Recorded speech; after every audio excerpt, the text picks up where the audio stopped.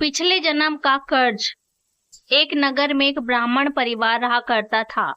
उस परिवार में सिर्फ पंडित दुर्गेश शर्मा ही थे, जो अपना जीवन यापन यजमानों से मिली दक्षिणा से ही करते थे।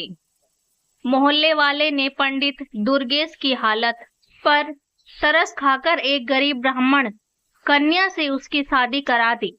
पंडित दुर्गेश शर्मा की माता का देहांत उसी समय हो गया था, जब पंडित दुर्गेश मात्र 9 वर्ष के थे और चौथी कक्षा में पढ़ते थे। पंडित दुर्गेश शर्मा के पिता श्री राम स्वरूप जी अच्छे ज्योतिषी थे और राज दरबार में अपनी सेवा देते थे। घरवाली की मृत्यु के पश्चात राम स्वरूप जी का मानसिक संतुलन कुछ बिगड़ सा जाने पर भी वह विचलित नहीं हुए। उन्होंने अपने बेटे दुर्गेश को चुना और लोगों के सुझाव और दबाव को दरकिनार करते हुए दूसरी शादी की बात को भी सिरे से नकार दिया। अब राम स्वरूप जी ने दरबार जाना भी बंद करके दुर्गेश की परवरिश पर अपना ध्यान लगाया। उन्होंने दुर्गेश का एक संस्कृत स्कूल में दाखिला कराया। धीरे धीरे राम स्वरूप जी ने अपना ज्योतिषी का कार्य अपने पुत्र को ही सौंप दिया। साथ ही दुर्गेश को भी कर्म कांड, हवन, पूजा विधि के अलावा हस्तरेखा, भाग्य रेखा और अंक ज्योतिषी की शिक्षा भी घर पर ही देते रहे। पढ़ाई पूरी करने तक दुर्गेश को राम स्वरूप जी ने अच्छे से पारंगत कर दिया था और अपने साथ काम पर ले जाने लगे थे। अब राम स्वरूप जी का जीवन अच्छे से कट रहा था। वे अब दुर्गेश की शादी के लिए एक सुशील कन्या की खोज करने लगे, लेकिन होती वही है जो विधि का विधान होता है। एक दिन काम से घर आते समय राम स्वरूप जी की दुर्घटना से मृत्यु हो गई। अब दुर्गेश पूरी तरह से टूट चुका था। माँ को तो बचपन में ही खो चुका था और अब पिता का साया भी सर से उठ गया था, लेकिन पड़ोसियों ने दुर्गेश को समझाने में कोई कसर नहीं छोड़ी। धीरे धीरे दुर्गेश अपने दुख से भूलने लगा और अपने काम पर ध्यान देने लगा। सुबह खाना बनाकर खाता, फिर काम पर चला जाता। शाम को वापसी के बाद आराम भी नहीं करता और खाते ही खाना बनने में जुट जाता। मोहल्ले वालों ने अपने प्रयासों से दुर्गेश की शादी एक गरीब ब्राह्मण कन्या से करा दी। अब दुर्गेश खुश था। अब उसे सुबह शाम बना हुआ खाना मिलता। उसकी पत्नी का नाम राज रानी था। राज रानी गरीब घर की जरूर थी, लेकिन वह गृह कार्य में दक्ष होने के साथ साथ सामाजिक प्रवृत्ति की थी। उसके व्यवहार से सभी खुश थे। वह उसके हर काम के लिए तैयार रहते। अब दुर्गेश का जीवन अच्छे से कट रहा था। कुछ समय के बाद राजरानी गर्भवती हुई। जब राजरानी के प्रसव का समय आया तो दुर्गेश अपने पड़ोस की एक दाई को ले आया। समय पर राजरानी ने एक सुंदर लड़के को जन्म दिया। दुर्गेश ने एक नए कपड़े में उसे लपेट लिया और घर से निकल पड़ा। कुछ समय के उपरांत वह गंगा के तट पर पहुंचा। दुर्गेश ने उस बच्चे को अपने दोनों हाथों में लेकर गंगा में 3 डुबकी लगाई। फिर दुर्गेश ने उसके सीधे कान में कोई मंत्र पढ़कर फूंक मारी और लड़के से दुर्गेश की बात होने लगी। दुर्गेश ने उस बच्चे से पूछा, बताओ आप मेरे कर्जदार हो या मैं आपका कर्जदार हूँ, और मैं कितना कर्जदार हूँ? बच्चे ने कहा, मेरे 50 रुपए आपके ऊपर है, आपने दिए नहीं थे। आपके बच्चों ने भी आपका कर्ज नहीं चुकाया था। इतना सुनकर पंडित दुर्गेश ने उसे 50 रुपए दिए और बोला, आपका और मेरा हिसाब चुकता हुआ। तब बच्चे ने कहा, हाँ, हिसाब पूरा हुआ। यह बात सुनकर दुर्गेश ने कोई मंत्र पढ़ा और उसके उल्टे कान में फूंक मारी और उसे गंगा में प्रवाहित करके अपने घर चला आया। उसने राजरानी को यह कहकर समझा दिया था कि उसका मेरे ऊपर कर्ज था, मैंने उसे चुकता करके उसे वापस भेज दिया है। मैं अगर ऐसा नहीं करता तो वह पता नहीं कब हमारे यहाँ से जाता। उस समय हमें बहुत दुख होता। राजरानी अपने पति दुर्गेश की बातों से पूर्णतः संतुष्ट थी। जब राजरानी दोबारा से गर्भवती हुई और समय पर एक सुंदर से पुत्र को जन्म दिया तो दुर्गेश ने उसके साथ भी वही करना शुरू किया। वह बच्चे को एक सफेद कपड़े में लेकर गंगा के तट पर चल पड़ा। वहां पहुंचकर गंगा में घुस गया और बच्चे को गंगा जल में 3 डुबकी लगवाई। उसके सीधे कान में मंत्र पढ़कर फूंक मारी और बच्चे से बात की और पूछा, हाँ भाई, गंगा मैया के अंदर है हम और तुम, मुझे बताओ कि मैं तुम्हारा कर्जदार हूँ या तुम मेरे कर्जदार हो और कितने हो। तो बच्चे ने कहा, आपका मेरे ऊपर 100 रुपये का कर्ज बकाया है। अब दुर्गेश ने उससे कहा, देखो भाई, हम गंगा जी में खड़े हैं और वचन देते हैं कि हम आपको अपने कर्ज से मुक्त कराते हैं, मेरा और आपका सब हिसाब बराबर। उसने कहा, ठीक है। तो बच्चे ने कहा, जब आप वचन दे रहे हैं तो ठीक है। इतना सुनकर दुर्गेश ने उसके उल्टे कान में फूंक मारी और बच्चे को पूर्व अवस्था में उसको गंगा जी में ही प्रवाहित कर दिया। यह सब करके वह वापस अपने घर पहुंचा और पत्नी राजरानी से बोला, मुझे खाली हाथ देख बच्चे के बारे में जानने की आपकी इच्छा तो होगी, तो सुनो, उस पर हमारे 100 रुपये का कर्जा था, तो हमने उसे गंगा पर वचन दे दिया और उसे ऋण मुक्त कर दिया। हम नहीं चाहते थे आगे चलकर वह हमें तड़पा कर जाए। राजरानी ने पूछा, ऐसे कैसे दुर्गेश? कहा, जब से तुम मेरे घर में आई हो तुमने देखा ही है कि पंडिताई करके जो भी कुछ मिलता है उससे बचत नाम मात्र की होती है, पर होती तो है। तो वह हमारे रुपए पैसे जल्दी ही चुकाकर हमें रुलाकर चला जाता। हम आजीवन उसी दुख में जीते रहते। जब तुमने उससे ऋण चुकाकर उसे भेज दिया और अभी मोह भी नहीं था तो दुख कैसा। दुर्गेश की बातों को सुनकर राजरानी चुप हो गई। उसके पास उस समय कोई और विकल्प नहीं था। फिर भी राजरानी को दुख बहुत था। वह अपनी व्यथा किसी से नहीं कह पा रही थी, लेकिन अंदर ही अंदर टूट जरूर रही थी। अब वह पहले जैसी हंसमुख नहीं रही। उसका कमल सा चेहरा मुरझाने लगा था। सामाजिक होने के कारण लोगों को उसकी चिंता थी। एक दिन एक बुढ़िया ने, जो उसकी पड़ोसन थी, उससे कारण जानना चाहा। राजरानी उस बुढ़िया को बहुत मानती थी, इसलिए वह उसके आग्रह को ठुकरा ना सकी और अपनी बात बताने लगी। बुढ़िया कहने लगी, देखो राजो, उस मोहल्ले की सभी औरतें राजरानी को राजो कहकर बुलाती थी। यही नाम उसे दुर्गेश ने भी दे रखा था। वो कहने लगी, देखो राजो, हमारा राजा बहुत दयालु है और वह सभी की सुनता है। कल तुम मेरे साथ चलना और राजा को सब बताना। राजरानी ने उससे कहा, ठीक है माँ जी।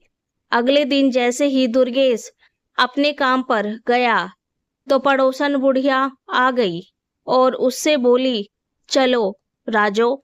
राजरानी तो तैयार बैठी थी।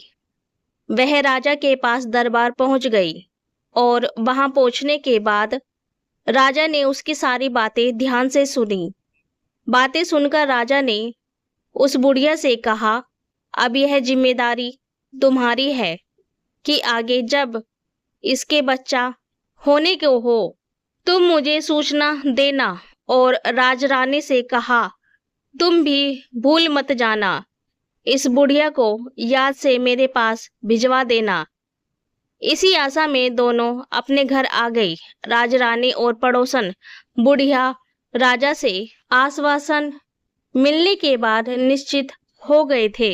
बुढ़िया तो पूरी तरह से आश्वासन थी, लेकिन राजरानी अपनी दोनों संतानों के बारे में सोचकर ही हिसर जाती, जिसका मुंह भी उसने अच्छी तरह से नहीं देखा था। पर पंडित दुर्गेश को तो कोई दुख ही नहीं था। वह जो कर रहा था अपने भविष्य को ही सोचकर कर रहा था। दुर्गेश ने अपने असीमित प्यार और स्नेह से राजरानी को महान दुख से उबार लिया था। अब दोनों के परस्पर प्रेम की धारा बहने लगी। इसी प्रताप यह हुआ, राजरानी ने तीसरी बार गर्भ धारण किया। राजरानी ने अपनी पड़ोसन बुढ़िया के माध्यम से राजा को भी संदेश भिजवा दिया। राजा ने उसको समझा दिया कि चिंता मत करना, जब प्रसव होने वाला हो मुझे सूचित कर देना, मैं सब कुछ अपने आप देख लूंगा। राजरानी खुश होने के साथ साथ पिछली यादों से परेशानियों के चलते पूर्ण खुश नहीं रही थी। वह हर समय अपनी तीसरी संतान की चिंता में डूबी रहती थी। समय समय पर उसकी पड़ोसन आकर उसे समझा जाती। इस तरह धीरे धीरे गर्भावस्था पूर्ण हुई और प्रसव समय भी आ गया। राजरानी ने दुर्गे से कहा कि आप पड़ोसन में रहने वाली बुढ़िया अम्मा को मेरे पास छोड़ देना, दाई को बुला लाओ।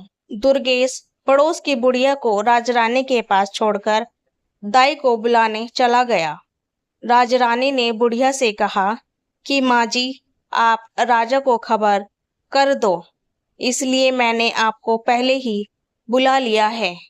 जब तक दाई आई तब तक राजा भी वेश बदलकर दुर्गेश के घर के पास पहुंच गया और इधर उधर टहलने लगा।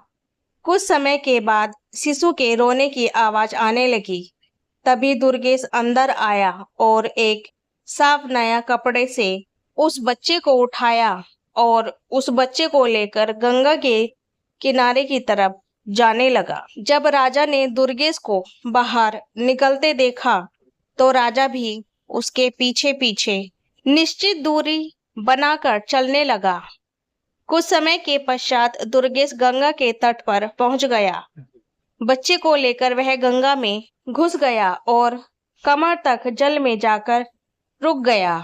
अब दुर्गेश ने बच्चे को 3 डुबकी लगवाई और उसके सीधे कान में कोई मंत्र फूंक मारा। अब बच्चा बात करने में सक्षम था।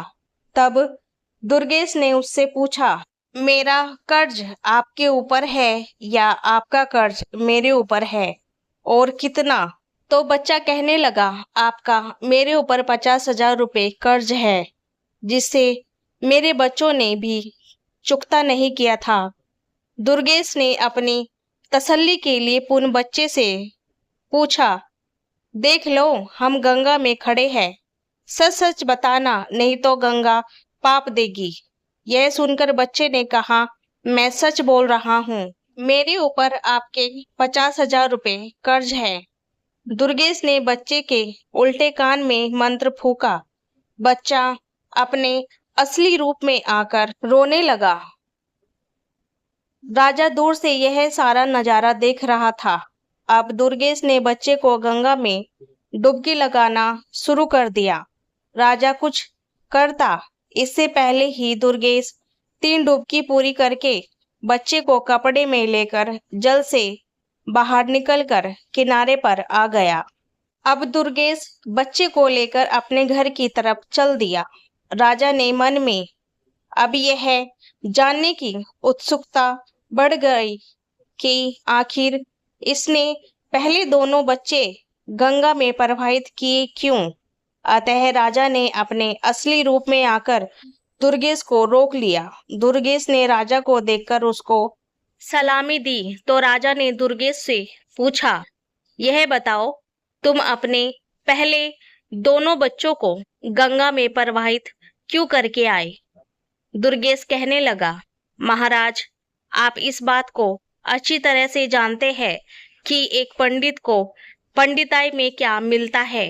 किसी ने 1.25 आना दे दिया तो किसी ने थोड़ा बहुत अनाज दे दिया, कुछ मिलाकर पेट पूजा हो जाती है। पैसे बचाना तो दूर की बात है, इसलिए मैंने अपनी विद्या से उन दोनों बच्चों से पूछ लिया कि उन पर मेरा कर्ज है या उनका मुझ पर है। तो पहले बच्चे का कुछ मेरे ऊपर था कर्ज, दूसरे के ऊपर मेरा कुछ कर्ज था, पर वह इतना था कि वे दोनों ही हमें छोड़कर चले जाते, हमारी तो कमर ही टूट जाती। इसलिए उन दोनों के हिसाब चुकता करके मैंने गंगा में ही प्रवाहित कर दिए। राजा ने कहा, फिर इसे क्यों बचाया? दुर्गेश कहने लगा, इस पर मेरा 50,000 रुपये है। उम्मीद है कि यह हमारा अंतिम संस्कार अपने हाथों से ही कर देगा। राजा दुर्गेश की बातें सुनकर आश्चर्यचकित हुआ, साथ ही यह जानकर तसल्ली भी हुई कि जैसे भी सही राजरानी को अपना बच्चा तो मिल गया। दुर्गेश बच्चे को लेकर घर पहुंचा। यह देखकर राजरानी मन ही मन राजा साहब को धन्यवाद करने लगी। दुर्गेश ने राजरानी से कहा कि लो, यह हमारा पूरा जीवन काट देगा और हमारा अंतिम संस्कार भी कर देगा। अब दुर्गेश के घर में खुशियां मनाई जाने लगी। दुर्गेश ने अपनी सामर्थ्य के अनुसार एक प्रतिभोज की भी व्यवस्था की। दुर्गेश ने उसका नामकरण अवश्य किया। जन्म ग्रह नक्षत्र के हिसाब से उसके नाम का प्रथम अक्षर च से शुरू था। अब बच्चे का नाम चंद्र प्रकाश रखा गया। मेष राशि और आश्विन नक्षत्र में जन्मे इस जातक की कुंडली बहुत ही भाग्यशाली थी। उसकी भाग्य रेखाएं भी बहुत ही प्रबल थी। उसके जीवन में धन अभाव भी था। चंद्र प्रकाश के जन्म के बाद से ही पंडित दुर्गेश के अच्छे दिन शुरू हो गए। पहले दुर्गेश को भरण पोषण के लिए भी काफी मशक्कत करनी पड़ती थी, लेकिन अब उसका गुजारा अच्छे से होने लगा था। उसकी पंडिताई अच्छे से चल रही थी। धीरे धीरे चंद्र प्रकाश भी चंद्र कलाओं की तरह दिन दुगनी रात चौगनी करने लगा। 5 वर्ष का होने पर उसे एक संस्कृत विद्यालय में दाखिला दिला दिया गया। चंद्र प्रकाश पढ़ने में बहुत तेज था। दुर्गेश शाम के समय अपना 1 घंटा बेटे को ज्योतिषी सिखाने के लिए बैठाता था। चंद्र प्रकाश की बुद्धि विश्लीन थी। उसे जो मंत्र बताए जाते वह कंठस्थ करता। इसके बाद हाथ का खेल था। संस्कृत में प्रथमा करने तक उसने अपने पिता दुर्गेश से ज्योतिषी की विद्या प्राप्त कर ली थी। चंद्र प्रकाश प्रथमा करने तक एक अच्छा जवान हो चुका था। 14 वर्ष की उम्र में ही वह 18 का लगता था। दुर्गेश और राजरानी दोनों ही अपने पुत्र को इस तरह बढ़ता देख मन ही मन भगवान का शुक्रिया अदा करते थे। राजरानी अपने पुत्र को निहारती और राजा का आशीर्वाद मानकर उनका धन्यवाद करना नहीं भूलती थी। उसे तो यह पता ही नहीं था कि इसमें राजा का कोई योगदान नहीं है। दुर्गेश को अपनी पत्नी द्वारा किए गए उस षड्यंत्र का पता भी कुछ दिनों के बाद चल गया था, लेकिन दुर्गेश ने मन में विचार करके उस राज का पर्दा पड़ा रहने दिया। राजरानी जब जब उसके सामने राजा का धन्यवाद करती, दुर्गेश के चेहरे पर एक मधुर मुस्कान आ जाती। चंद्र प्रकाश ने प्रथमा के बाद आगे की शिक्षा ली। अपने माता पिता को मना कर दिया उसने माँ से कहा, माँ, मैं भी पिताजी के काम में हाथ बटाऊंगा। माँ ने कहा, बेटा, अभी तेरी उम्र ही क्या है, खेलो खाओ और आगे दुनियादारी को समझने की कोशिश करो। यह काम तो सारी उम्र ही तुम्हें करना है। इस पर चंद्र प्रकाश ने कहा, माँ, जब मुझे पंडिताई ही करनी है तो बाद में क्यों, अभी से क्यों नहीं? विद्या तो कोई भी हो, उसे जितना उपयोग करो उसमें बढ़ोतरी ही होगी। तो माँ, कल पूर्णिमा का दिन है तो मैं भी कल से काम पर जाऊंगा। राजरानी मन ही मन बहुत खुश हो रही थी। चलो, अब उसके घर में 2 काम करने वाले हो जाएंगे। थोड़ा पैसा इकट्ठा करके हम अपने चंद्र प्रकाश की शादी कर देंगे और मजे से उसकी दुनिया में रम जाएंगे। मन में ऐसा विचार करके वह सो गई कि चलो सुबह जल्दी उठकर दोनों के लिए खाना भी तो बनाना है। कल दोनों ही काम पर जाएंगे। राजरानी को रात में नींद नहीं आई।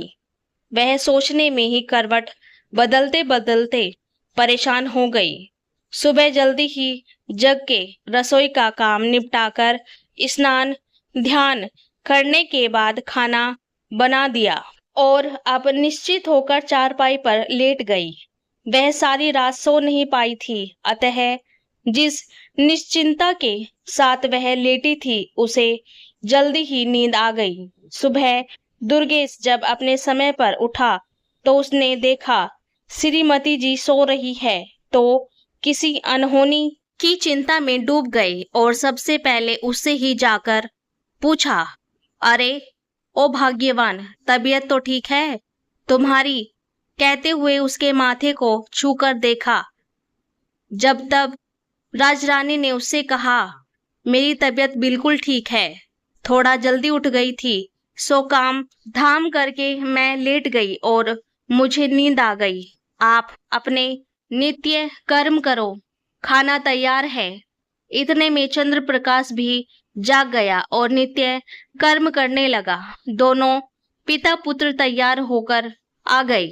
राजरानी दोनों के आसन लगाकर उन्हें खाना परोसने लगी।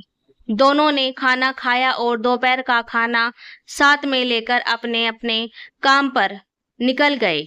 चंद्र प्रकाश का पहला दिन था तो उसे कोई भी यजमान ऐसा नहीं मिला जो उसकी सेवा में उसे ले सके। धीरे धीरे शाम होने को आई। चंद्र प्रकाश उदास मन के साथ घर के लिए रवाना हुआ। थके कदमों से वह घर की तरफ जा ही रहा था, अचानक उसके मुंह पर गरम गरम आंसुओं की बूंदें गिरी। उसने अपनी नजर ऊपर उठाई तो देखा एक बहुत ही खूबसूरत स्त्री अपनी आंखों से आंसू बहा रही थी। उसी के आंसुओं की बूंदें ही चंद्र प्रकाश के ऊपर गिरी थी। चंद्र प्रकाश रुक गया और उससे पूछने लगा, बहन, आपको क्या दुख है, मुझे बताओ, हो सकता है मैं आपकी कोई मदद कर सकूं। ऊपर से उस स्त्री ने देखा एक नौजवान लड़का तिलक छापे राम नाम की पीतांबर डाले नीचे खड़ा है। वह बहुत बड़ा पंडित लग रहा था। उसे देखकर ऐसा लग रहा था मानो अभी अभी काशी से आ रहा हो। उस स्त्री ने कहा, तेरे जैसे कितने आए और ठग कर कर चले गए। मेरा तो विश्वास ही उठ गया है तुम्हारे जैसे ढोंगी पंडितों से। इतना सुन चंद्र प्रकाश बहुत ही विचलित हुआ और मन में विचार किया कि मुझे इस महिला से कुछ ना मिले फिर भी मैं इसकी मदद करूंगा, उसका समाधान अवश्य करूंगा। उधर से महिला ने कहा कि मैं तुम्हें कोई पैसा या दक्षिणा देने वाली नहीं हूँ। चंद्र प्रकाश ने कहा, माता जी नीचे तो आ जाए, अपना हाथ दिखाओ और बताओ समस्या क्या है। वह स्त्री नीचे आई और कहने लगी, सुनो, मैं पहले ही तुम्हें बता देती हूँ कि मैं तुम्हें कोई दान दक्षिणा देने वाली नहीं हूँ। बाद में तुम दक्षिणा के नाम पर मुझे ठगना चाहो। चंद्र प्रकाश ने कहा, बहन, मैं कोई ढोंगी नहीं हूँ। इसी शहर का निवासी पंडित दुर्गेश शर्मा जी का पुत्र चंद्र प्रकाश ज्योतिषी हूँ। हनुमान मोहल्ले में रहता हूँ। इससे ज्यादा अपना कोई सबूत नहीं दे सकता। हाँ, दूसरी बात, मैं आपका रोना देखकर दुखी हुआ, इसलिए पूछ लिया। अब आपकी मर्जी है, जानना चाहती हो या नहीं। वह स्त्री कहने लगी, ठीक है, तुम जो भी हो, इतना समझ लो, मैं तुम्हें पैसे देने वाली नहीं हूँ। चंद्र प्रकाश कहने लगा, ठीक है, मैं पैसे मांगी कब रहा हूँ। तो वो स्त्री बोली, अगर तुम्हारी बातें सही निकली तो मैं तुम्हारे घर पर ही दक्षिणा भिजवा दूंगी। चंद्र प्रकाश कहने लगा, बताओ समस्या क्या है। उस स्त्री ने कहा, मेरा पति परदेश गया है, 4 वर्ष हो गए हैं और अभी तक वापस नहीं आए और ना ही कोई सुगध पत्र उन्होंने भेजा है। मैं केवल यह जानना चाहती हूँ कि वह ठीक तो है और कब तक वापस आएंगे। चंद्र प्रकाश कहने लगा, आपने 2 पर्सन पूछे हैं, इन दोनों में से आप किसके बारे में पहले जानना चाहते हो। स्त्री बोली, दोनों पर्सनों के बारे में जानना चाहती हूँ। चंद्र प्रकाश कहने लगा, नहीं। उस स्त्री ने कहा, क्यों? तो उसने बताया, क्योंकि मैं मुफ्त में केवल एक ही बात बताऊंगा। अब तुम फैसला करो, कौन सी बात पूछना चाहती हो। स्त्री चुप हो गई और दिमाग का इस्तेमाल करने लगी। सोचने लगी कि कौन सा पर्सन पहले पूछूं। आने पर दिख जाएंगे और दूसरा स्वस्थ होंगे तभी तो आएंगे। ऐसा विचार करके स्त्री ने कहा, आप केवल यह बता दीजिए कि मेरे पति कब तक आएंगे। चंद्र प्रकाश ने कहा, तो आप जानना चाहती है कि आपके पति कब तक आएंगे। चंद्र प्रकाश ने अपना पत्रा निकाला और उसमें देखा। अपनी उंगलियों पर गणना करने लगी। करीब आधा घंटे की गणना के बाद उसने कहा, सुनो, आपके पति आज रात्रि में ही आ जाएंगे। स्त्री बोली, क्या पागल हो गए हो क्या, ढोंगी कहीं के, मुझे बेवकूफ समझा है क्या। चंद्र प्रकाश ने कहा, वो कैसे। स्त्री बोली, पैसों का लालच होगा। चंद्र प्रकाश बोला, बहन, जब कह दिया कि मुफ्त में मैं ही सवाल बताऊंगा, फिर यह कैसी बात कर रही हो आप। स्त्री कहने लगी, अभी तक तो किसी ने कुछ भी नहीं बताया। चंद्र प्रकाश बोला, बहन, मैं ज्योतिषी हूँ, ठग नहीं हूँ। अब तक आपका ठगों से पाला पड़ा होगा। मैं अपनी विद्या के अनुसार बता रहा हूँ कि आपके पति रात्रि के 12 बजे आ जाएंगे। वह स्त्री बोली, आप सही कह रहे हैं, मेरे साथ ठगी हो चुकी है, इसलिए अब मैं किसी और पर विश्वास नहीं कर सकती और किसी को पहले पैसे भी नहीं दूंगी।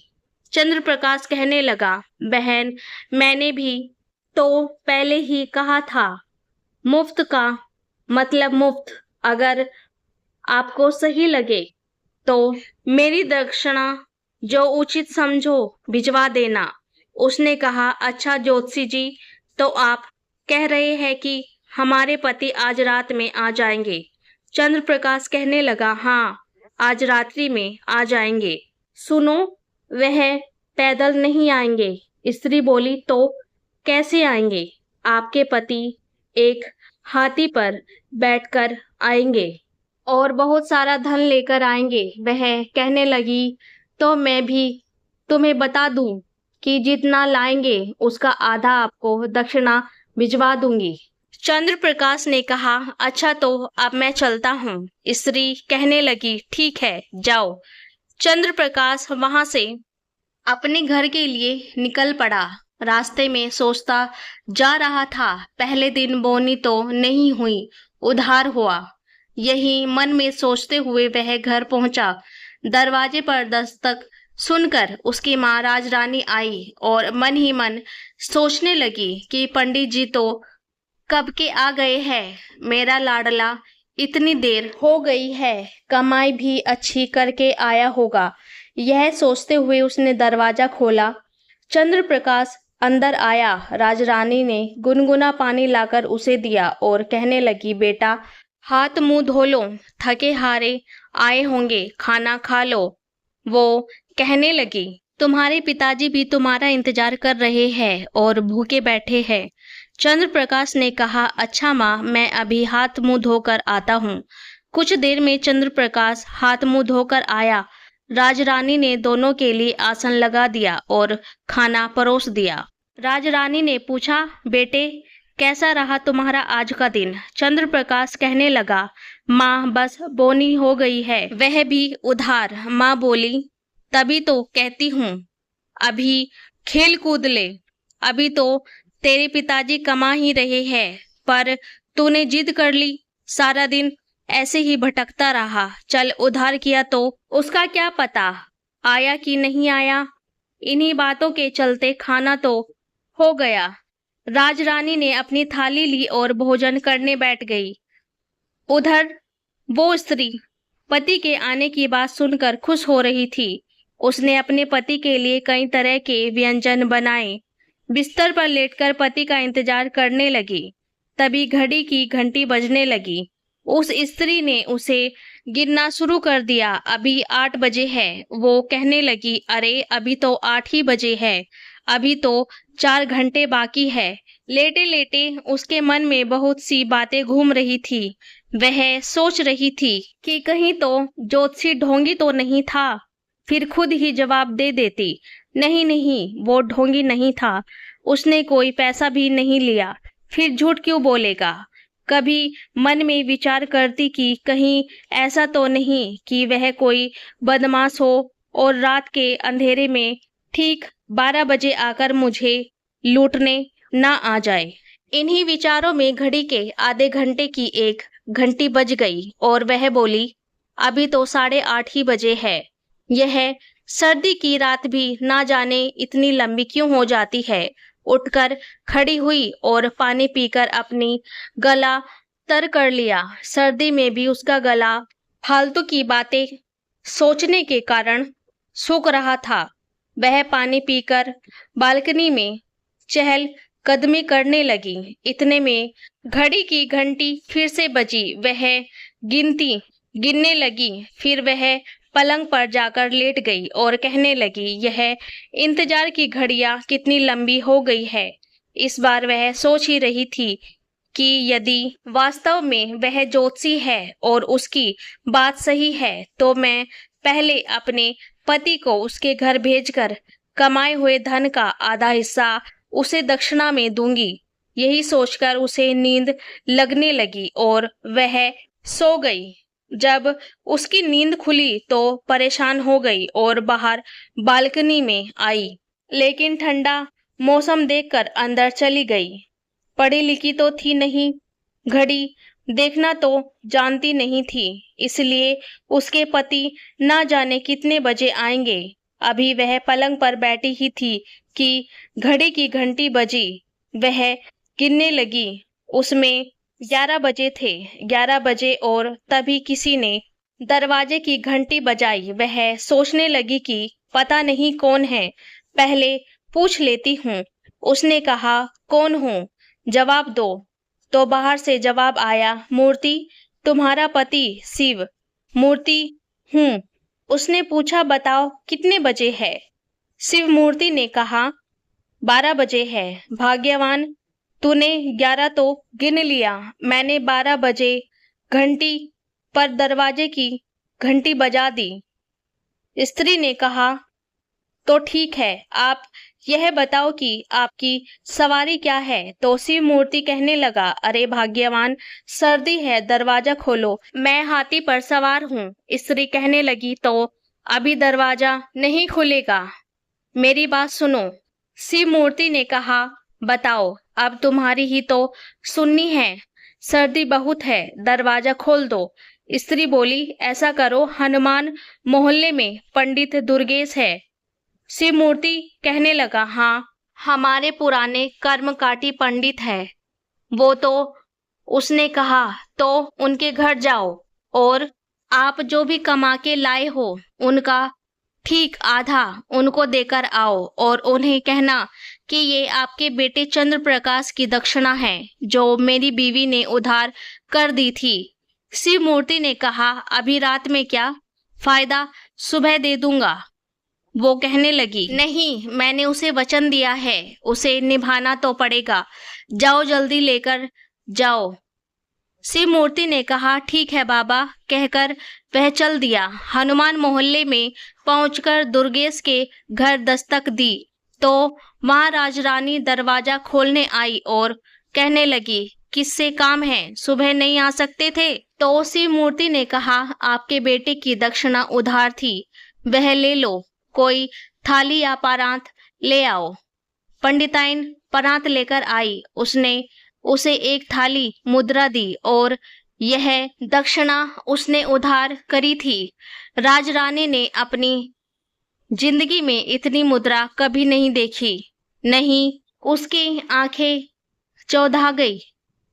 परात को अंदर रखकर वो डलिया से ढककर वह मन ही मन सोचने लगी, पंडित जी तो बस ऐसे ही है, मेरे बेटे ने एक ही दिन में घर भर दिया, दौलत तो देख।